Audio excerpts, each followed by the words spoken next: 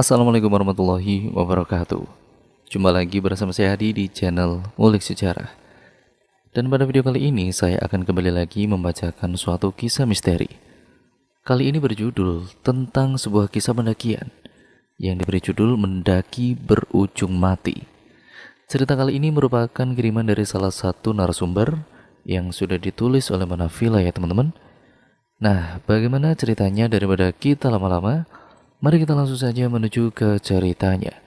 Namun untuk kalian yang belum subscribe channel ini, nyalakan tombol lonceng notifikasinya agar kalian tidak ketinggalan video menarik dan cerita-cerita seru selanjutnya dari channel ini. Yuk langsung saja kita mulai ceritanya.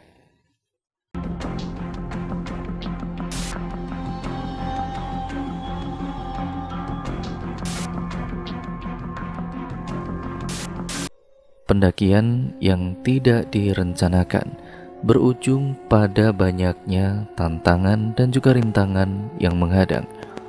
Pertikaian serta perdebatan yang tidak kunjung menemukan ujungnya. Bingung dan juga bimbang, ingin mengalah guna menentukan arah, bergerak melenceng jauh dari rencana awal. Ingin pulang tapi tidak bisa menemukan jalan. Hanya karena ketidakpatuhan menghancurkan semua pencapaian. Meninggalkan duka yang mendalam. Awalnya tidak akan berpikir akan menjadi petaka di tengah panjangnya jalan yang akan ditempuh di kemudian hari. Kini waktu yang dinanti-nanti telah tiba. Ujian baru saja selesai. Liburan menanti banyaknya siswa-siswi sehabis bagi hasil belajar selama 1 semester. Rangga, Doni, dan juga Dito, sahabat yang sudah seperti kerabat.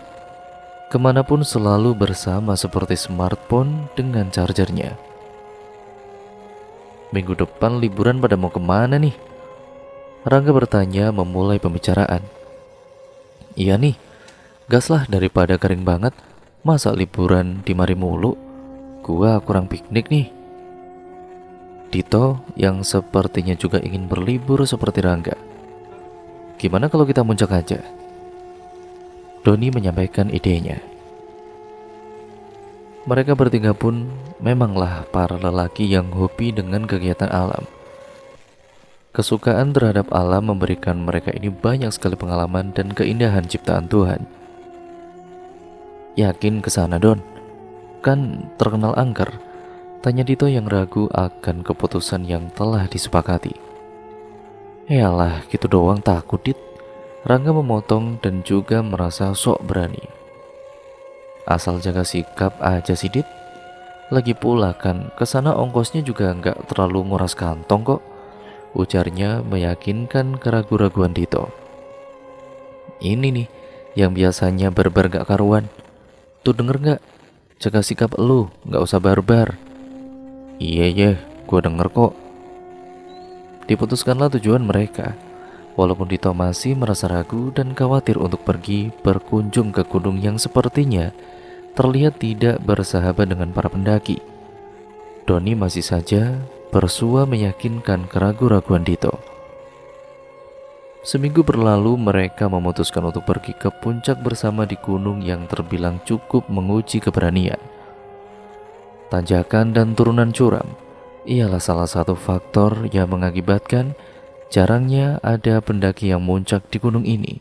Selain itu, mitos dan juga tahayul yang kental membuat orang yang ingin naik menjadi segan dan memilih memutar haluan. Harinya tiba, ayo semua pada bangun. Kebo semua ya. Rangga membangunkan mereka bertiga sembari mencipratkan air. Oh ya, untuk disclaimernya dulu ya teman-teman. Mungkin saya tadi lupa di awal bahwa semua nama sudah disamarkan untuk keamanan dan juga privasi ya teman-teman. Yuk mari kita lanjut. Baru jam berapa sih ini? Jam 3 aja belum ada kok, sahut Dito yang masih terlihat mengumpulkan nyawa. Ayo sekalian beli bahan makanan dulu di pasar. Rangga yang terlihat sudah siap dengan tas karirnya. Kemana sih kalian? Doni menyaut seperti lupa apa yang akan dilakukannya. Ayo, bangun ayo. Kita tektok aja kalau emang sempat waktunya. Rangga sembari memaksa mereka bangun dan segera bersiap. Jarum jam menunjukkan pukul 7 pagi saat mereka sampai di pos pendaftaran. Dengan persiapan yang mereka bawa, mereka yakin bisa tektok tanpa harus bermalam di tengah hutan selama pendakian. Ayo lambat sekali kalian.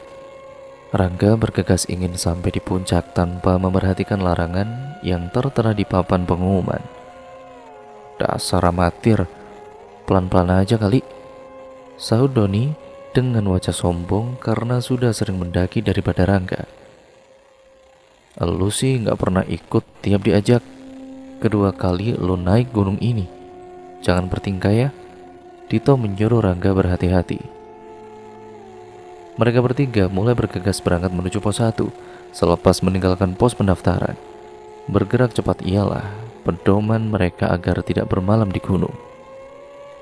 Rangga selalu ngedumel di sepanjang jalan menuju pos 1 yang dapat dikatakan tidak terlalu menanjak, juga tidak terlalu datar juga, yang biasa disebut jalur monoton oleh para penduduk dan pendaki lokal. Rangga berkata kasar dengan suara lantang tanpa sadar bukan hanya dia yang ada di alam ini. Nasihat dan juga peringatan Dito dan juga Doni seakan angin lalu. Percuma lah Dit, Rangga mah batu, lu kasih tahu tetap bakal ngeyel dia itu, ucap Doni yang mulai lelah memperingatkan Rangga. Iya nih, baru aja muncak udah ada aja tingkahnya yang menyebalkan, sahut Dito yang merasa kesal dengan Rangga. Udahlah biarin aja, gue lagi mau merasakan kebebasan dari angka dan juga huruf, sahut Rangga yang mendengar perkataan mereka di belakang. Akhirnya Dito dan juga Doni pun menyerah untuk selalu menegur Rangga. Semakin mereka tegur, Rangga ini semakin menjadi-jadi. Sampailah di pos 1. Semua baik-baik saja. Alam pun bersahabat, tanpa banyak keadaan yang memaksa kami untuk kembali. Semakin atas, jalan akan semakin menanjak dan semakin tidak terduga apa yang akan terjadi. Istirahat dulu yuk, pegel nih kakiku. Mana dari tadi harus dengerin bualan si Rangga lagi, ucap Dito yang terlihat kelelahan. Baru aja segini, masih ada 2 pos lagi nih. Katanya pendaki handal, ntar lu diculik setan gunung loh. Rangga menanggapi dengan enteng, sembari mengajak melanjutkan perjalanan. Jangan ngomong gitu, gak baik tau gak? Ntar lu yang malahan kena, sahut Doni yang sangat kesal sekali dengan ucapan Rangga yang tidak melihat keadaan. Gua kuat kok, ampe ntar lu yang kena ya enggak? Gua gak bakal bantuin, sahut Dito yang terlihat kesal dengan tingkah Rangga. Mereka berjalan menuju pos 2 yang bisa terbilang cukup curam. Tanjakan yang akan dilewati sampai harus mengeluarkan trekking pole. Semakin jauh meninggalkan pos 1, di belakang semakin tebal saja kabut di jalur pendakian. Semakin tidak dapat ditebak apa yang akan terjadi. Cuaca yang awalnya panas menjadi berawan. Sinar terik matahari tenggelam seakan dimakan kapas yang terbang menutupinya. Matahari kemana? Tiba-tiba hilang. Dimakan genderuwo kali? Apa dimakan buto ijo? Bualan Rangga yang sekali lagi membuat Doni dan juga Dito ini kesal. Di keadaan seperti ini, masih saja sempat bercanda kau ya? Geram dan juga kesal itulah yang dirasakan oleh Doni. Rangga, tutup mulutmu, atau aku yang akan menutupnya, ungkap Dito yang sudah tidak dapat bersabar menghadapi Rangga. Baiklah tuan pendaki yang handal, katanya sih, sembari meneruskan perjalanan tanpa sadar yang Rangga katakan sangat membuat Dito kesal. Mereka bertiga melanjutkan perjalanan di dalam kabut menuju pos 2 yang jalannya terbilang cukup menantang dengan kontur tanah yang tidak karuan. Ditambah jarak pandang yang terhalang oleh sekawanan kabut yang datang tanpa diundang, membuat mereka harus mengurangi kecepatan dan memperlambat perjalanan untuk tiba di pos 2. Tanjakan curam yang terbilang cukup tinggi itu, dengan pemandangan yang dapat membuat tercengang, telah dilewati dalam keadaan aman, Tetapi sayang sekali, keindahan alam itu lenyap di telan kabut yang semakin gelap. Tibalah mereka di dataran berlabu. Setengah jalan menuju pos 2, jatuh air hujan yang mengharuskan mereka membuat tenda darurat, tidak memungkinkan untuk melanjutkan perjalanan. Setelah tenda berdiri, mereka pun memutuskan untuk berhenti, menunggu hujan reda dan berharap kabut pergi bersama air yang jatuh ke bumi. Sepertinya perjalanan kita tidak sesuai rencana, teman-teman, ucap Dito. Santuy, mau 1 minggu di gunung mah gak apa-apa kali. Lagi-lagi ucapan Rangga ini yang asal ceplos membuat temannya ini geram. Rangga, kalau ngomong itu jangan asal. Ini di tengah hutan, bukan di kontrakan bokap lo, ujar Doni yang berusaha menahan kekesalannya terhadap Rangga. 2 jam sekiranya mereka beristirahat di tenda darurat. Mereka keluar setelah reda dan akhirnya kabut pun tidak ada. Matahari menerpa dengan cahaya yang menyilaukan. Sekiranya sudah sekitar jam 2, padahal pos 2 saja belum sampai. Setelah mereka ingin melanjutkan perjalanan, turun sekelompok pendaki dari pos 2. Permisi Kang, dari atas ya? Udah nyampe puncak tah? Tanya Dito. Iya mas, dari atas. Belum sampai puncak mas. Saya mah dari pos 3 balik turun aja, gak kuat soalnya, jawab pendaki yang ingin turun. Masih ada orang di atas ya Kang? Tanya Doni penasaran. Ya kayaknya sih, kami yang terakhir dek. Udah gak ada kelompok lagi di belakang, ucap si Akang sembari turun dengan kelompoknya. Muncak kok gak sampai puncak, itu buat apa? Apa mereka udah ketemu setan gunung? Rangga yang lagi-lagi asal nyeplos. Gak, udah, gue itu udah capek negur lu mulu, Doni sembari menggelengkan kepalanya. Melanjutkan perjalanan yang terbilang akan panjang menuju pos 2 dengan keadaan yang cukup baik, dikarenakan kabut yang telah hilang dan Rangga yang sudah tidak terlalu banyak membual sembarangan, tetapi dia tetap saja menyebalkan. Sesamanya di pos 2 kami terpaksa mendirikan tenda lagi dan bermalam karena langit yang sudah redup dan kondisi jalan menuju pos 3 yang sangat menanjak itu. Tenda mereka dirikan sambil memasak dan juga menyeduh kopi. Memanjakan badan sembari tertawa dan bercerita, Rangga meminta maaf sembari memberikan cangkir kopi kepada Dito dan Doni. Menikmati malam di ketinggian sembari merebahkan badan di antara bintang yang terlihat berhamburan di sepanjang langit malam. Ya udahlah, ayo kita harus tidur lebih awal agar bangunnya ya awal juga untuk melanjutkan perjalanan besok, ucap Doni yang mengajak beristirahat agar mereka dapat bangun dan melanjutkan perjalanan pagi hari. Mereka semua terlelap. Kelelahan sepanjang perjalanan seakan hilang dan melayang saat mereka merebahkan badan. Rangga, mari sini temani aku yang sendiri, ucap wanita tua dengan suara lirih menarik tangan Rangga. Ah, tidak, teriakan Rangga yang memecah pagi buta. Sontak itu mengejutkan Doni dan juga Dito yang sudah berkemas. Gak, ayo bangun siap-siap, jangan tidur mulu, pakai ngigo segala, ujar Doni sembari menepuk bahu Rangga yang terduduk seperti orang ketakutan bercampur gelisah. Kepu, jangan kelamaan ngumpulin nyawa, minum kopi dulu sono. Tuh, kopi ada di depan, ucap Dito sambil terkekeh melihat Rangga yang bangun seperti orang kesurupan. Rangga segera berkemas dan segera melupakan kejadian semalam. Tanpa pikir panjang, dia berlari menyusul Dito dan juga Doni yang jalan duluan. Kampret, jangan ninggalin dong, tungguin, ujar Rangga sembari mengumpat untuk kesekian kalinya. Please dah, jangan mulai lagi, ucap Doni dari depan. Iya maaf, Rangga menjawab dengan nada pasrah.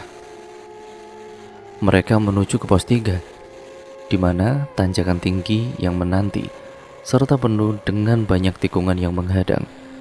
Ditambah lagi datangnya kabut yang tidak terduga untuk kedua kalinya. Sialan, kabut menyebalkan ini datang lagi menghampiri kita, ujar Rangga yang kesal dengan kabut yang tiba-tiba datang dan mengganggu perjalanan mereka. Sudah jalan saja dan juga fokus, jangan banyak mengeluh. Kita sebentar lagi sampai kok, ucap Dito yang sangat hafal terhadap jalur pendakian yang mereka akan lalui. Iya, fokus saja.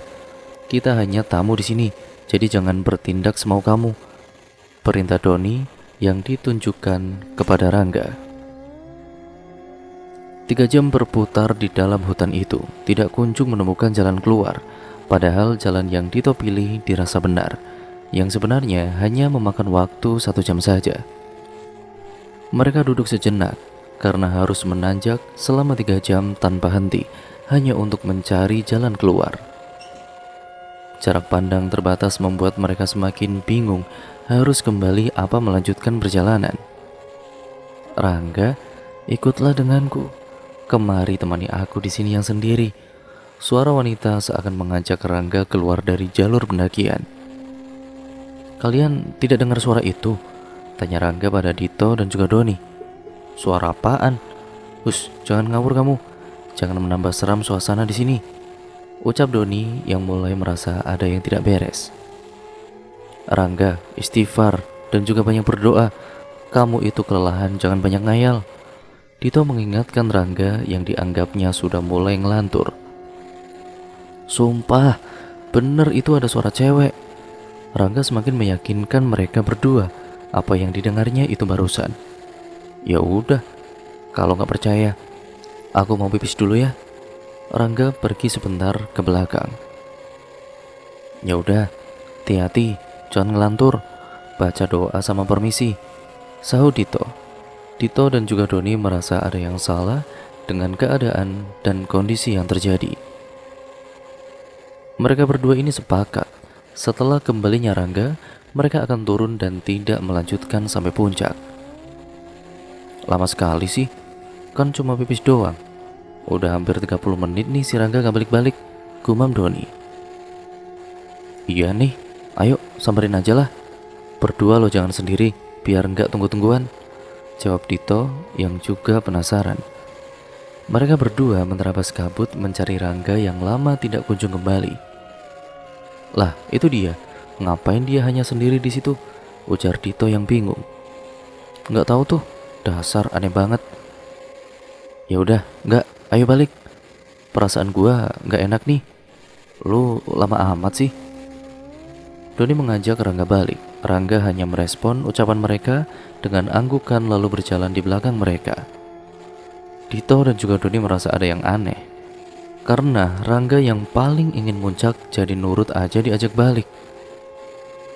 Tapi pikiran itu segera mereka tepis jauh-jauh dengan cara berpikir positif.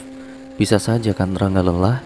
Mereka bertiga ini memutuskan untuk turun lagi ke pos 2. Tidak selama saat naik ke pos 3, mereka hanya memakan waktu 30 menit turun ke pos 2. Cepat amat ya? Yakin ini pos 2? Perasaan naiknya tadi lama amat, ujar Doni yang tidak percaya dengan waktu singkat mereka kembali ke pos 2. Iya, padahal jalannya sama aja. Iya enggak, ucap Doni yang juga ikutan bingung. Rangga lagi-lagi hanya mengangguk dengan tatapan kosong dan wajah datar tanpa ada gerakan tambahan. Hari mulai gelap.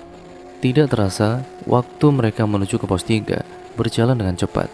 Tanpa sadar matahari menuju barat dan tidak menampakkan wujudnya.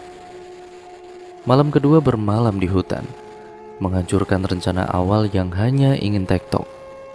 Wush, wush, dan terdengar seperti auman ataupun lolongan serigala. Dan juga terdengar suara jangkrik ya binatang malam pada kala itu. Senandung alam menampakkan keragamannya. Bunyi dedaunan hingga aungan makhluk hutan terdengar sampai ke tempat peristirahatan mereka sejenak. Mereka menyeduh kopi sambil menikmati sebatang sebat di tangan. Angin mulai kencang, kopi telah habis, sebat pun telah habis dihisapnya. Masuk yuk, besok kita balik. Badanmu dingin banget gak? Sakit kamu? Ucap Doni menarik tangan Rangga. Gua di luar, kalian duluan aja. Rangga mengucapkan dengan nada sedingin-dinginnya dengan tatapan mata yang sama yaitu kosong. Ya udah ya, kami duluan. Ucapin Gi, salam perpisahan sama alam. Hati-hati loh, banyak binatang buas. Dito dan juga Doni bergegas masuk ke dalam tenda sambil terkekeh dengan pelan meninggalkan Rangga sendirian. Hari berganti, matahari terlihat terbit bersahabat. Tercium aroma alam yang belum terjamah. Rangga terlihat rapi dan juga bersiap saat mereka berdua baru bangun. Melihat Rangga yang telah siap turun, mereka tidak ingin kalah. Tanpa waktu lama mereka membereskan perlengkapan dan juga melanjutkan perjalanan tanpa sarapan dulu. Yakin akan tiba di bawah sebelum matahari mencapai puncak di atas kepala. Teman-teman, maaf ya udah ngerepotin. Salam sama keluarga di rumah. Rangga mengucapkannya dengan nada hangat. Saat ini dia sedikit tersenyum. Apaan sih enggak? Ayo turun, ajak Dito sambil berjalan bersama Doni di depan. Sampailah di pos 1. Tidak ada hal aneh yang terjadi. Cuaca masih saja bersahabat seperti biasa. Namun, mereka bingung dengan sifat Rangga yang dari kemarin hanya diam dan dingin. Tidak hanya sikapnya, badannya pun juga dingin. Namun lagi-lagi mereka menepis pikiran buruk itu. Saat mereka menoleh di belakang, Rangga ini melemparkan senyuman hangat yang berbeda dari sikap-sikap sebelumnya. Aduh, gua capek banget nih. Sesamanya mereka di warung bawah gunung. Iya nih, pakai banget, sahut Dito. Lah, kayaknya ada yang kurang ya. Doni merasa ada yang salah. Oh iya, Rangga, paling juga di belakang dia. Dito membalasnya dengan enteng sembari memesan makanan. Sudah hampir sejam mereka ini menunggu, namun Rangga tidak kunjung nampak batang hidungnya. Mereka melapor pada warga sekitar dan melakukan pencarian di jalur pendakian. Setelah warga sekitar ini mendengarkan kisah mereka yang terjebak 3 jam di dalam hutan, para warga ini bergegas mencari Rangga. Hingga hari gelap hasilnya nihil, Rangga dinyatakan hilang.